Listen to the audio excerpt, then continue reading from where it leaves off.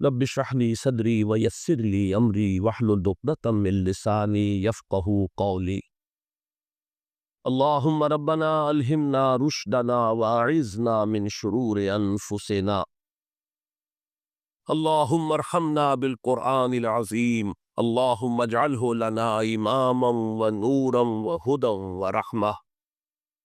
اللهم ذكرنا منه ما نسينا وعلمنا منه ما جهلنا وارزقنا تلاوته آناء الليل وآناء النهار واجعله لنا حجة يا رب العالمين آمین. لیکن اسلام نے جو چار عبادات فرض کی، جو چار ارکان ہیں، ایک رکن تو ہے جس کا تعلق ہے عقیدے سے، کلمہ شہادت، اور چار ارکان ہیں جن کا تعلق عبادات سے، نماز، روزہ، حج اور زکات۔ ان میں ایک عجیب قسم کی تقسیم، مثلاً 1 2 جمع 2 کی تقسیم بنتی ہے۔ 2 عبادات ان میں سے وہ ہیں جو ہر مسلمان کو فرض ہے، امیر ہو غریب ہو، مرد ہو عورت ہو، ہر ایک، نماز اور وہ، یہ دونوں چیزیں ہر ایک۔ لیکن 2 وہ ہے کہ جو صرف صاحب استطاعت لوگوں پر فرض ہے، وہ عام نہیں۔ جو صاحب نصاب ہے ان پر زکات ہے، جو صاحب استطاعت ہے، حج کرنے کی استطاعت رکھتے ہیں، ان پر حج ہے۔ اس میں جب 2 جمع 2 کی ایک تقسیم اور آتی ہے، ایک اور اعتبار سے قرآن میں زیادہ امفیسس 2 عبادات پر ہے، نماز اور زکات۔ اقیموا الصلاۃ وآتوا الزکاۃ، اقیموا الصلاۃ وآتوا الزکاۃ، اقیموا الصلاۃ وآتوا، یقیمون الصلاۃ ویؤتون الزکاۃ۔ یہ گویا کہ بنا ہوا ہے جوڑا، جبکہ یہ صورتحال جو ہے روزے کی بھی نہیں ہے اور حج کی بھی نہیں۔ صلاۃ اور زکوٰۃ کا حکم بے شمار مرتبہ قرآن کا ہے، اور روزے کے سارے احکام ایک مقام پر سورہ بقرہ کے 23 رکوع کی 6 آیات میں سب کا سب بیان ہے۔ باقی تو بعض جگہوں پر اس کا صرف اس اعتبار سے تذکرہ ہے کہ اگر کوئی کفارہ ادا کرنا ہے اس کے لیے اتنے روزے رکھ لو، ورنہ یہ ہے کہ روزے کا اپنی جگہ پر مستقل مزاج جو ہے وہ ذکر یا حکم بن۔ اس اعتبار سے غور کیجیے، حج کا معاملہ کی وہ ایک تو یہ کہ سورہ آل عمران میں اس کی فرضیت کا ذکر آیا، وہ میں نے آیات آپ کو مسئلہ ہی 2 آیات ان پر ابھی گفتگو کریں۔ سورہ بقرہ کے 24ویں اور 25ویں رکوع میں کچھ اس کے مناسک بیان ہیں، سورہ حج کے 4تھے رکوع میں اس کے مناسک بیان ہیں، بس باقی پورے قرآن میں کچھ نہیں۔ تو اس اعتبار سے فرق ہو گیا 2 جمع 2 کا۔ لیکن یہ جو ان کی اہمیت اس اعتبار سے کم ہو گئی، اللہ تعالیٰ کی عجیب حکمت نظر آئی کہ ہماری جو 2 عیدیں ہیں وہ ان 2 عبادات کے ساتھ منسلک ہیں۔ روزوں کے خطاب پر عید الفطر، حج کے ساتھ عید الاضحیٰ۔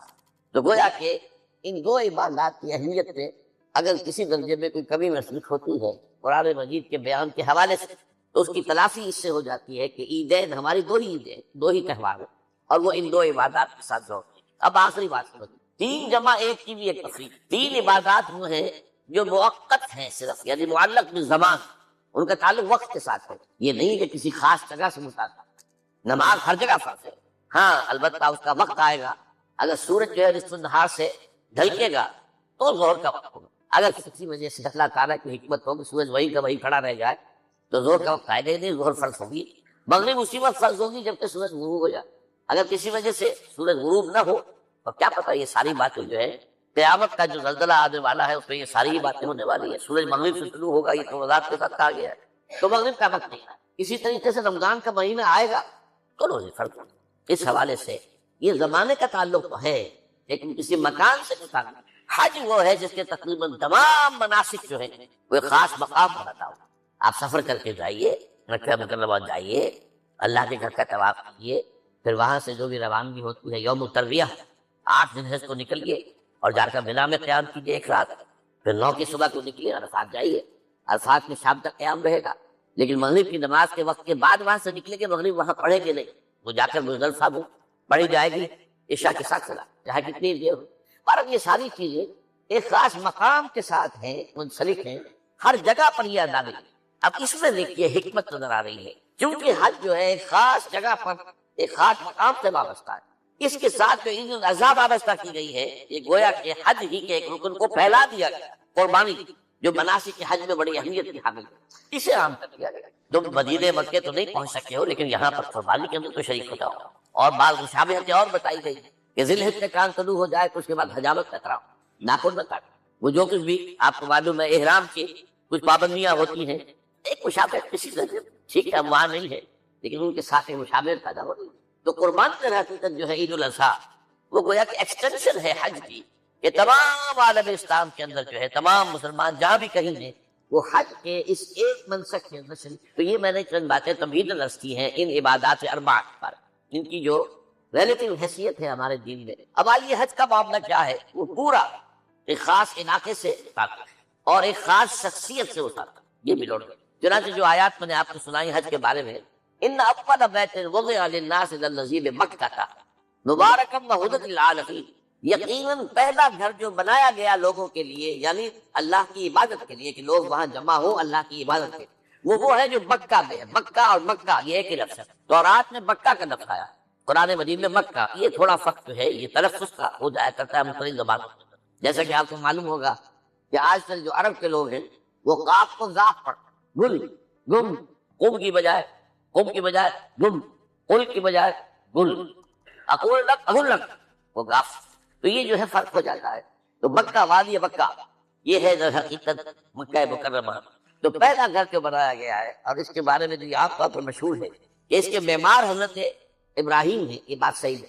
اس کے معمار اول حضرت آدم علیہ السلام خود اول بیت ہے نا، پہلا گھر۔ کیا یہ ممکن ہے کہ آدم سے لے کر ابراہیم تک کوئی گھر اللہ کی عبادت کے لیے بنائی تھا؟ ناممکن سے اولا بیت کے خود نہیں موجود ہے، حضرت آدم علیہ السلام نے اس کی تعمیر۔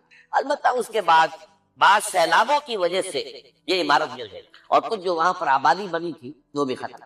تو ایسے آتے ہیں، آپ کو معلوم ہے یمن میں جب ان کا ایک بند ٹوٹا تھا بہت بڑا سد معارف، تو پھر وہاں جو اتنی خوشحالی تھی اور جو وہاں پر جو باغات تھے اور جو کھیتیاں سب برباد ہوئی، اور وہاں سے لوگ جو ہے نقل مکانی کرنے پر مجبور ہو گئے۔ یہی یمن کے قبائل تھے جو جا کر شام اور عراق میں آباد ہوئے۔ یہی یمن کے دو قبیلے تھے جو مدینے میں آ کر آباد ہوئے، اوس اور خزرج، یہ یمن کے قبیلے تھے۔ تو اس بند کے ٹوٹنے کے بعد اگر خدا نہ خواستہ اگر ہمارا تربیلا ڈیم ٹوٹ جائے کیا ہو؟ پچھلے دنوں خبریں آئی ہیں اخبارات کہ ہندوستان میں غور ہو رہا ہے اس پر کہ تربیلا ڈیم توڑا دو۔ وہ سوچ رہے پاکستان کو ختم کرنے کی سبیل کیا ہو سکتی ہے؟ تو بڑی سمپل ہے اور بڑا آسان کام، بمبارڈمنٹ کر دینا جو ہے، ٹھیک ہے، جہاز آئیں، کچھ کو ہم گرا کے لیں گے، کچھ تو آتا جو ہے وہاں پر وہ اپنے بم جو ہے وہ ہدف کے اوپر گرا جائیں، کیا ہوا؟ یوں سمجھیے کہ جو سونامی کا آیا تھا سیلاب، وہ سونامی کا سیلاب آیا تھا بھارت میں، پاکستان میں، اور ہر چیز تباہ ہوتا تھا۔ کم سے کم یوں سمجھیے کہ تقریباً 100 میل کی چوڑائی میں، اور یہ سب جو ہے ریگستان بن جائے گا، ہر چیز ختم ہو جائے گا، خدا نہ خواستہ۔ دوبارہ سد معارف کے بعد یہ صورتحال واقع ہوئی۔ تو اس کے بعد سے یہ جو ہے بیبا جو ہے یہ اللہ کا گھر یہ جو ہے گرا ہوا تھا، اس کی کوئی اب صرف یہ کہ قواعد رہ گئے تھے۔ قواعد کہتے ہیں جو بنیادیں ہوتی، وہ پھر اللہ تعالیٰ نے حضرت ابراہیم کو بتائی کہ یہ ہیں وہ بنیادیں جن پر کہ وہ گھر ہوتا تھا۔ وَإِذْ يَرْفَعُ إِبْرَاهِيمُ الْقَوَاعِدَ مِنَ الْبَيْتِ وَإِسْمَاعِيلُ، ان بنیادوں پر حضرت ابراہیم اور اسماعیل نے بھیتر دو معماران حرم نے یہ عمارت جو ہے دوبارہ تعمیر کی ہے۔ تو گویا کہ حضرت ابراہیم علیہ السلام معمار دوم ہیں، معمار اول اس کا جو ہے وہ خود حضرت آدم علیہ السلام۔ فی آیات بینات مقام ابراہیم، مقام ابراہیم ہے، جو بھی وہاں گئے ہیں انہوں نے دیکھا ہے ایک پتھر تھا جس پر کھڑے ہو کر حضرت ابراہیم علیہ السلام تعمیر کر رہے۔ اب آج تو آپ کو معلوم اس کے فولڈنگ لگ جاتی ہے، بانس لگ گئے، یا آج کل تو جو ہے پائپ جو ہے لوہے کے اس سے لگا کر، تو جیسے جیسے عمارت اٹھتی جا رہی ہے اسی طریقے سے اس کے ساتھ جو ہے وہ چل رہے ہیں اور ان کے اوپر کھڑے ہو کر تعبیر ہو رہی ہے۔ اس وقت کچھ نہیں تھا، تو ایک پتھر ایسا تھا کہ جو خود بخود اٹھتا تھا اللہ تعالیٰ کے اٹھانے سے، یا یوں کہیے کہ ملائکہ کے اٹھانے سے، اور اسی پر حضرت ابراہیم کھڑے ہو کر وہ پتھروں کے اوپر پتھر رکھتے جا رہے ہیں۔ اور اس کی وجہ سے اس پتھر کے اوپر کتنی دیر کھڑے رہنا ہوا ہوگا حضرت ابراہیم علیہ السلام کا کہ اس پر ان کے پاؤں کے نشان تک۔ وہ ہے مقام ابراہیم، جو آپ نے دیکھا ہوگا کہ وہاں ایک بہت خوبصورت قسم کا ایک پنجرا سا بنا ہوا ہے اور اس کے اندر وہ مقام ابراہیم ہے۔ اور جب بھی طواف کرتے ہیں تو طواف کے بعد 2 رکعتیں جو ہے وہ پڑھی جاتی ہیں ابراہیم، مقام ابراہیم کے پیچھے، جتنا بھی قریب تر ہو کر پڑھا جا سکے، لیکن بار آپ رک۔